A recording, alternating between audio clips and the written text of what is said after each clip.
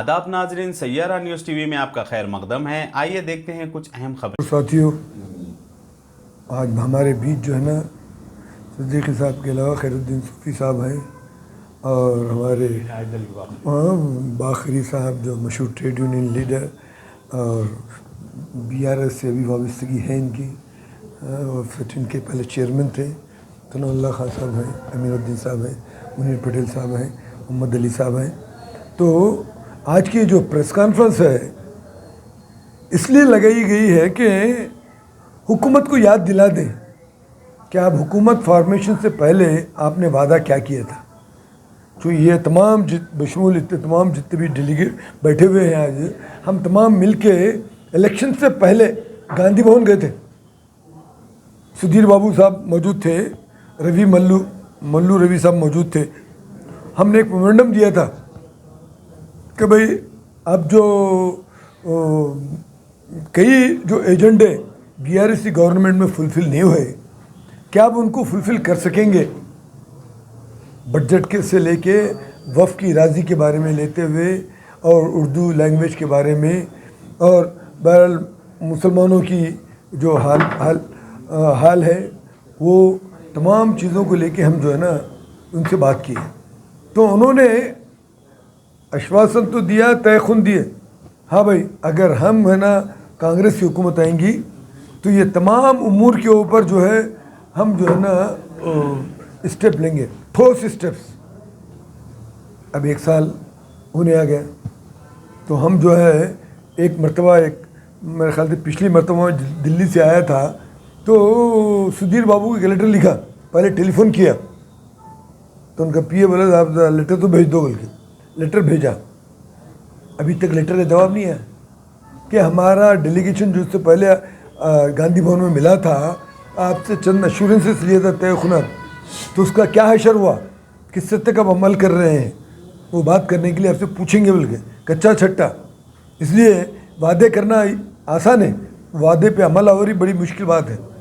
अब जो बजट आपने जो सैंक्शन किया, वो बजट एलोकेशन तो कर दिया मगर उसको जारी करने के नहीं। कल मैं अखबार में देखा तो हमारे माइनॉरिटी फाइनेंस कॉरपोरेशन की जो चेयरमैन है उबैदुल्लाह कोतवाल साहब, तो बहुत ही 1-2 स्कीम के बारे में उन्होंने कहा, वेलकम। मैं खाली ऐलानात से नहीं हूँगा ना भाई, उसके पास आपके पास पैसे होना, हुकूमत है ना कैश देना, जब वो इम्प्लीमेंट कर सकते, अमलावरी हो सकती।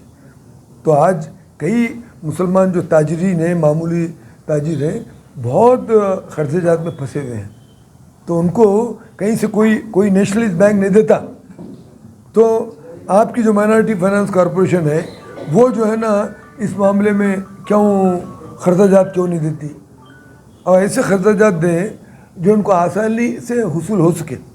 उसके बाद उसको जो है ना कई तरीक़े से कॉम्प्लिकेशन लगा दें, टेक्निकलिटीज़, आपको क़र्ज़ लेने के लिए ये काम कर नहीं हो सकता। एक मरतबा जाके मैं SBI के मैनेजर से बोला था, जब ऊपर उनके फंड आपके पास है तो आप जो है, जब एक फंडिंग एजेंसी आपको बोलती है तो आप देना, बूथ में रोड़े नहीं अटकाना। पहले तो इनको कोई दुख दर्द सोचने वाला कोई नहीं है। अब जबकि वहाँ से आपको एक रिक्वेजिशन आया 5,000 10,000 का, छोटी मोटी जो है ना वेजिटेबल वेंडर की दुकान, किराना स्टोर की दुकान, बड़े बड़े लोग लाखों करोड़ों रुपए लेके खा जा रहे हैं, उनका पता नहीं है। तो नीरव मोदी भाग गया, कई मोदी भाग गए। तो मगर जो गरीब आदमी, अब जो बांग्लादेश के जो प्रेसिडेंट है यूनुस साहब, कई को उनको नोबेल प्राइज़ मिला, इसलिए मिला कि गरीब आदमी को क़र्ज़, गरीब एक ऐसा आदमी है जो क़र्ज़ वापस लौटाता है। ये जितने भी करोड़पति अरबपति हैं उनको पता है कि क़ानून को तोड़ मोड़ के कैसा निकल जाना। उसके प्रति हुकूमत भी बड़ी मेहरबान रहती है। अदानी की हुकूमत चल रही है, नाम के लिए नरेंद्र मोदी की हुकूमत है, अदानी की हुकूमत चल रही। तो अभी उन्होंने 8 लाख करोड़ के कर्जे माफ़ कर दिए। पहले से डिफ़ॉल्टर है, डिफ़ॉल्टरों को माफ़ करते रहते हैं, और गरीब अगर नहीं दिया तो फ़ौरन जेल की सलाखों में पीछे चल जाता। तो आपकी हुकूमत है ना कर सकती है, ये चीज़ों के ऊपर स्टेप उठा सकते हैं, तो आप उठाइए। तो हम यही पूछने के लिए कि इलेक्शन से पहले हम आपको मेमोरेंडम दिए थे, आपने वादा किया था, वो मेमोरेंडम पे किस हद तक अमल आवरी हुई, वो उसके लिए हम चाहते हैं कि सुधीर बाबू जो हमको दिए थे उसके मामले में एश्योरेंसेस जो दिए थे उस मामले के ऊपर ठोस कदम उठाए। तो फौरी फिर इस प्रेस कॉन्फ्रेंस के फौरी बाद अगर उनके पास से कोई आएगा तो परवाना, तो हम फ़ौरन है ना ये डेलीगेशन और एक बड़ा और जो लोग छूट गए वो लोग भी साथ चल के उनको याद दिलाएंगे और कहेंगे कि खाली तय खुना देने से नहीं हो सकता, खाली वादे करने से नहीं होता, वादे पे अमलावरी करो। बस वो बात को लेके हम आज प्रेस कॉन्फ्रेंस है, बहुत ठोस बातें हैं ना। अब मेरे साथ जो बैठे हुए हैं सिद्दीकी साहब से लेके हमारे सूफ़ी साहब हैं और हमारे खुद BRS के बड़े नेता सिटीन के फॉर्मर चेयरमैन हैं, तो उनकी भी बड़ी जिम्मेदारी है समझो। और हिंदू मुस्लिम यूनिटी के ऑर्गेनाइजेशन के हैं, अमीनुद्दीन साहब हैं, मुनीर पटेल साहब हैं। आज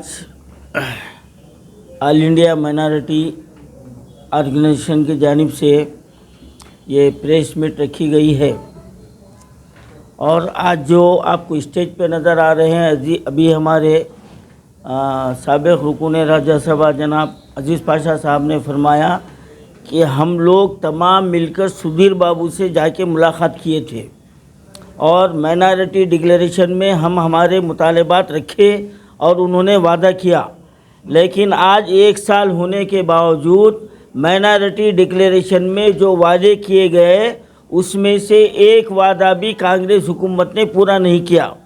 उसमें उन्होंने वादा किया था कि 4000 करोड़ बजट दिया जाएगा, आपके सामने है कितना दिया गया।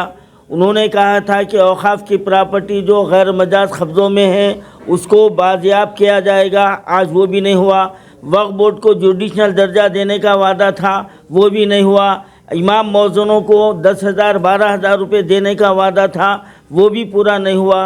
और फाइनेंस कॉरपोरेशन से गरीब मुसलमानों को लोन देने का वादा था, वो भी पूरा नहीं हुआ। आज उर्दू एकेडमी और माइनॉरिटी फाइनेंस कॉरपोरेशन बेवा बनकर बैठी हुई है। इस 1 साल में 1 रुपये का काम नहीं हुआ।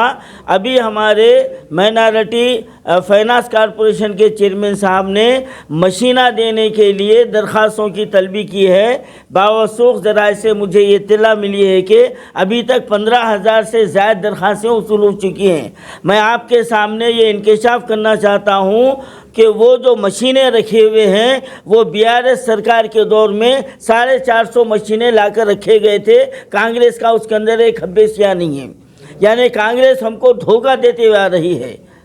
और जितने भी माइनॉरिटीज़ जो ना कॉरपोरेशन है उसको इस 1 साल में 1 रुपया नहीं दिया गया है। अब इससे बड़ी शर्म की बात तो ये है कि हमारे स्टेट के अइम्मा मौज़ूनीन को आज 5 महीने से इजाज़ा नहीं मिला और इससे पहले जो 3-4 महीने का जारी हुआ था वो साबिक़ा हुकूमत ने मंजूर किया था, वो रकम थी, वो मिला। लेकिन कांग्रेस दौर में अभी तक रेवंत रेड्डी सरकार ने 1 रुपया हमारे अइम्मा मौज़ूनीन को जारी नहीं किया। अभी देखिए आप, अभी 15-20 दिन से तकरीबन हम 3-4 महीने से मुसलसिल इसके लिए नुमाइंदगी कर रहे हैं, एहतजाज कर रहे हैं। गुज़िश्ता हफ्ते के दिन हमारे चेयरमैन अज़मतुल्लाह साहब का मेरे पास 12:30 बजे फ़ोन आया और उन्होंने कहा कि 4 महीने के पैसे हम जारी कर चुके हैं। आज शाम में और हफ्ते का दिन था, ये उन्होंने कहा कि या पीर के दिन अकाउंट में पैसे आ जाएंगे। आज जुमेरात का दिन है साहब, और अभी ये भी इत्तला मिली है कि हमारे ईसाई भाइयों के जो ना अकाउंटों में पैसे आ चुके हैं। तो क्या मुसलमान जो है ना रेवंत रेड्डी सरकार को क्या चुमकियाँ लिए थे या तीर मारे थे? मैं रेवंत रेड्डी से पूछना चाह रहा हूँ कि आपने जो है ना रविंद्र भारती में कहा कि मुसलमानों ने एक भी जो है ना मुस्लिम जो है ना उम्मीदवार को नहीं जिताया। क्या आप ये भूल गए कि मुसलमानों के वोटों से आपके कितने MLA जीते? तो उसका भी जो ना जवाब दो। और हमारी आबादी के तनासुब से क्या आप ईमानदारी से आप जो है ना टिकट दिए? 14% हमारी आबादी है, 16 जो है ना हमको सीट होना था, दिए कितने साहब आप? 6 दिए। और उसके ऊपर से तुरफा तमाशा ये है कि ऐसे मुकामात से आप टिकट दिए जहाँ से उन्हें जीता ही नहीं। हाँ, और बोल रहे कि मैं मुसलमानों से नाराज़ हूँ। अरे आप मुसलमानों से तो पैदाइशी नाराज़ है, हमको मालूम है पैदाइशी नाराज़ है, और आप अपने दिल में दबी हुई मुसलमानों की दुश्मनी जो ना निकाल रहे हैं। अब हम जो है ना चुड़ियाँ पहन के बैठने वाले नहीं हैं। याद रखो आप, रेवंत रेड्डी सरकार को, मैं रेवंत रेड्डी को ये वार्निंग दे रहा हूँ कि हमारी खामोशी को आप कमज़ोरी मत समझो, बल्कि ये खामोशी तूफ़ान से पहले की खामोशी है। एक इनकलाब आएगा, एक तूफ़ान आएगा, और हम रेवंत रेड्डी सरकार के ख़िलाफ़ हम बहुत बड़े जो है ना तरीके से एहतजाज करेंगे, और उसको गिराए तक हम खामोश नहीं बैठेंगे। जानिब से आज ये प्रेस मीट रखी गई है। हमारा तेलंगाना की हुकूमत से मुतालबा ये है कि माइनॉरिटीज़ वेलफेयर डिपार्टमेंट के तहत 5 डिपार्टमेंट है, वो पांचों डिपार्टमेंट की भी जो है कारकर्दगी फंड्स नहीं होने की वजह से, फंडिंग नहीं होने की वजह से बिल्कुल ठप होकर रह गई है। जैसा कि आज से पहले जब इलेक्शन आया था तो उस टाइम पे कांग्रेस की हुकूमत ने, और रेवंत रेड्डी साहब कांग्रेस के सदर थे, उन्होंने बहुत सारे वायदे किए और डिक्लेरेशन वगैरह भी आवाम के दरमियान में लाए। उसके अंदर उन्होंने ये कहा था कि भाई हम उर्दू की जो है तरक्की के लिए हम बराबर जो है डिक्लेरेशन के अंदर उनके पास मौजूद है, हम करेंगे। उन्होंने वक्फ बोर्ड के ताल्लुक़ से कहा था कि हम जो है इसको आमिलाना इख्तियारात जुडिशल पावर दिलाएंगे। फिर उसके बाद उन्होंने ये कहा था कि हम 4000 करोड़ का बजट रखेंगे, जबकि वो 4000 करोड़ का बजट भी नहीं रखे। फिर उसके साथ इलेक्शन के बाद भी ये कहा गया, मुसलमानों के वोट से कांग्रेस आज इक़्तिदार पे आई है आज। और फिर उसके साथ साथ सब प्लान भी जो है, जैसे कि हमारे रियासत, पहले एक ही रियासत थी आंध्र प्रदेश, अब 2 टुकड़े हो गए हैं। रियासत आंध्र प्रदेश के अंदर सब प्लान है, यहाँ पर तेलंगाना के अंदर सब प्लान नहीं है। हर साल जो बजट आता है, अभी तफसीर इकबाल साहब special secretary minority welfare department का एक बयान आया, उसके अंदर हम 294 करोड़ रुपए जो रिलीज़ कर रहे हैं, लेकिन वो क्या है, रिलीज़ जो है होंगे तो जब की बात है। ये तो हमेशा बहुत दिन से बोलते चले आ रहे हैं, आज तक की तारीख में भी कुछ भी एक पैसा रिलीज़ नहीं हुआ है। आज आप देखिए अक़लियती कमीशन की हालत ऐसी है, वो ठप होकर रह गया है। आज आप देखिए माइनॉरिटी फाइनेंस कॉरपोरेशन वो ठप होकर रह गया है। हज हाउस का जो मसला है जो है, वो भी जो है वहाँ पे भी कोई कारकर्दगी नहीं है। उससे हट के जो है और भी जो दूसरे डिपार्टमेंट हैं, जैसे कि वक्फ बोर्ड का मसला है, उसके अंदर भी न कुछ स्टाफ नहीं है, कोई काम बराबर तरीके से नहीं हो रहा है, वहाँ पे भी कोई फंड्स नहीं है। फिर उसके साथ बड़े अफसोस के साथ ये कहना पड़ता है इस मौके के ऊपर, कांग्रेस की हुकूमत तो आ गई, लेकिन एक मुसलमान आदमी को भी जो है मिनिस्ट्री में नहीं लिया गया है। ये बड़े अफसोस की बात है, जबकि आप कह रहे हैं कि हम मुसलमानों की मदद से, उनके वोट से हम जो है जीते हैं, तो ये कौन सा इंसाफ है, ये बात ठीक नहीं है। तो आज मुझसे पहले भी हमारे अजीज़ पाशा साहब, साबिक़ा MP साहब, हमारे इनायत अली बाखरी साहब, खैरुद्दीन सूफ़ी साहब ने बहुत अच्छे बातें बताई। मैं इस मौके पे ये कहूँगा कि भाई, जैसा कि एक बात बता रहा हूँ, आज जो करप्शन है जो डिपार्टमेंटों में, उसके ताल्लुक़ से भी गुज़िश्ता हुकूमत एक CBCID की इंक्वायरी जो डाले थे, और वो रिपोर्ट जो वक्फ बोर्ड के अंदर क्या क्या धांधलियाँ हुए हैं, किधर किधर हुए हैं, वो आज तक भी कोई रिपोर्ट मंजर यहाँ पे नहीं आई है। फिर जबकि टिमरीज एक इदारा बनाया गया है, उसके अंदर भी जो है बेहिसाब जो है करप्शन है। उसके अंदर जो आपके जनरेटर्स ख़रीदे गए, बल्कि बताया जा रहा है कोई जनरेटर का आता है ना पता है। वहाँ पर कैमरे ख़रीदे गए हैं, बताया जा रहा है कुछ भी नहीं है। वहाँ पे फंड जो है मनमानी तरीक़े से जो है दिया गया, वो सब, उसका भी कोई हिसाब नहीं है। बड़ी मुश्किल से 1 साल का वहाँ पर ऑडिट हुआ, बाकी का अब तक कोई ऑडिट ही नहीं हुआ।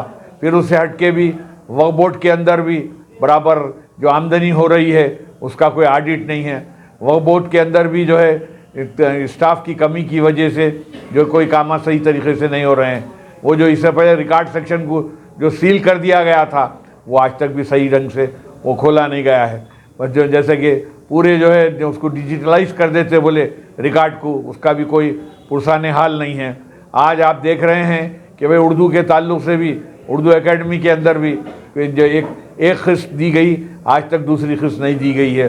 वहाँ पर भी जो है जैसे कंप्यूटर सेंटर था, लाइब्रेरीज थे, वहाँ पर और भी ओकेशनल ट्रेनिंग के कई कोर्सेज होते थे, और अदीब शोरा वगैरह को भी कुछ फाइनेंशियली मदद दी जाती थी, वो सब ख़त्म हो गई है। तो आज उर्दू को जो दूसरी सरकारी ज़बान का जो दर्जा दिए हैं, जैसे कि डिपार्टमेंटों के ऊपर, दफ्तरों के ऊपर कोई बोर्ड साइन बोर्ड नहीं है, कोई पूछने वाला नहीं है, मदरसों की हालत भी बहुत ख़राब है। फिर उससे हट के मैं ये कहूँगा कि आज रेजिडेंशियल स्कूल के अंदर भी अभी जो है, मैं अभी 2 दिन पहले ही बयान पढ़ा, जो है 60 लाख तालिब इल्म पढ़ते हैं।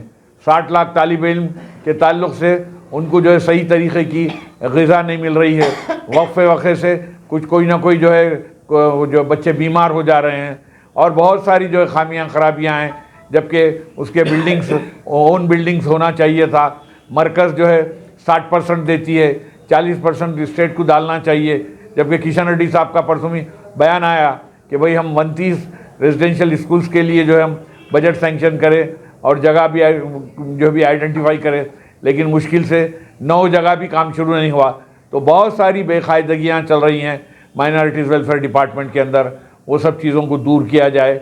इस ताल्लुक़ से हम लोगों ने आज एक प्रेस मीट रखी है, और हमारा हुकूमत से मुतालबा है जो माइनॉरिटीज़ वेलफेयर डिपार्टमेंट के अंदर जो बेकायदगियाँ चाहें, वो सब करप्शन जो है, जो उसके अंदर जो खामियां खराबियां हैं, उसे दूर किया जाए। Thank you. All India Muslim minorities organisation की जानिब से मुस्लिम मसाइल के ऊपर एक प्रेस कॉन्फ्रेंस का इनेकाद अमल में लाया गया है। यहाँ पर कांग्रेस हुकूमत के 1 साल हो गए, इसके ऊपर गौर व खौज भी करने के लिए प्रेस कॉन्फ्रेंस रखी गई है। हुकूमत बनाने से पहले कांग्रेस हुकूमत ने 6 वादे किए थे अवाम से, और उन्होंने इन वादों पर अमल आवरी को कंडम करते हुए हेडा का एक नया इशू लेकर आके पब्लिक को उसमें बिजी कर दिए, जबकि आवाम ये चाह रही है कि हेडा होना ही नहीं हमारे को, हमको जो चीज़ें होना है, आपने जो वादा किया था वो वादे पूरे करो। लेकिन वो उसको टालते हुए एक हेडा बोल के लेकर चल के आवाम को कंफ्यूज कर रहे हैं, जबकि हमारे पास माइनॉरिटीज़ का बजट 300 करोड़ रुपए का ऐलान किया गया, और मैं समझता हूँ 300 करोड़ का बजट ऐलान होने के 1 साल होने के बावजूद भी अभी तक है कि 50 रुपये का बजट डिक्लेयर नहीं हुआ। और हमेशा ये होते आया है कि माइनॉरिटीज़ के लिए जो भी हुकूमत रही, सालाना जो भी बजट का ऐलान होता, उसका सिर्फ 20% ही रिलीज़ होता, क्योंकि फाइनेंस डिपार्टमेंट के अंदर जो ब्यूरोक्रेट्स है वो तकरीबन RSS के लोग हैं, और वो लोग ये नहीं चाहते कि माइनॉरिटीज़ का पूरा बजट रिलीज़ करे और माइनॉरिटीज़ को फ़ायदा हो, जिसकी वजह से आज भी 300 करोड़ का जो बजट ऐलान हुआ है, मैं समझता हूँ उसका पूरा रिलीज़ होने की उम्मीद बहुत कम है। लेकिन हम आप मरतबा खामोश नहीं बढ़ेंगे, ऐसी चीज़ों को हम लेके आगे बढ़ेंगे। और एक टिमरिस के बारे में जो बात हो रही है, टिमरिस का क़याम जो अमल में लगाया गया है, टिमरिस में क्या कि माइनॉरिटीज़ बच्चों को तालीम देके उनकी तमाम सहूलतें देने के बारे में क़ायम किया गया था। बदबख्ती की ये बात है कि टिमरिस के अंदर जो स्टाफ है वो 92% क्या कि नॉन माइनॉरिटी है, और वो लोग ये तक नहीं मालूम कि टिमरिस में हमको करना क्या है, तालीम क्या देना है। एक वाक़ा बोलते मैं आपको अपनी बात ख़त्म करता हूँ कि टिमरिस का एक बच्चे को क्या कि टीचर कुछ मारे, तो उन्होंने मेरे को आगे शिकायत करे कि भाई ऐसा हमारे बच्चे को मारे, चल के बात करो।